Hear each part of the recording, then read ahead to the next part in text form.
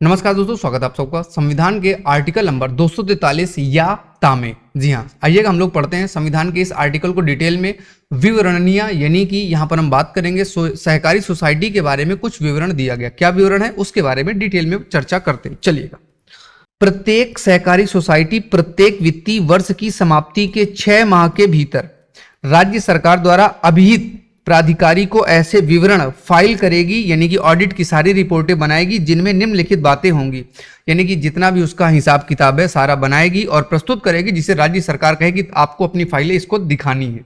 कहने का मतलब क्या है? उसके क्रियाकलाप की वार्षिक रिपोर्ट, आपने कितना काम किया, कितना धंधा किया, कितना बिजनेस किया, कितना लाभ, कितना हानि।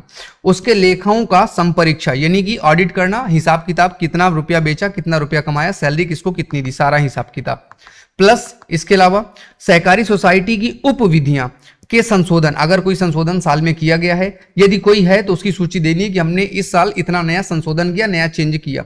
उसके साधारण निकाय की बैठक आयोजित करने की तारीख और निर्वाचन का जब नियत हो संचालन करने के संबंध में घोषणा की जाएगी। भाई हम ये घोषणा कर रहे हैं कि ये चुनाव हम कब कराएंगे, कब चुनाव नहीं होगा। प्लस राज्य अधिनियम के किन्हीं उपबंधों के अनुसरण में रजिस्ट्रार द्वारा अपेक्षित कोई अन्य जानकारी जो आपके कागज को चेक करेगा, अगर वो आपसे कोई और जानकारी मांग रहा है तो आपको वो जानकारी उपलब्ध करानी पड़ेगी। जी हाँ, सहकारी सोसाइटी को अपने सारे हिसाब किताब का लेखा जोखा सब उपलब्ध कराना पड़ेगा सरकारों को।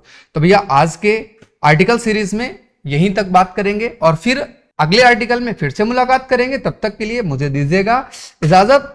कल मिलते हैं संविधान के आर्टिकल नंबर 243 ZQ या था के साथ। तब तक के लिए जय हिंद, जय भारत।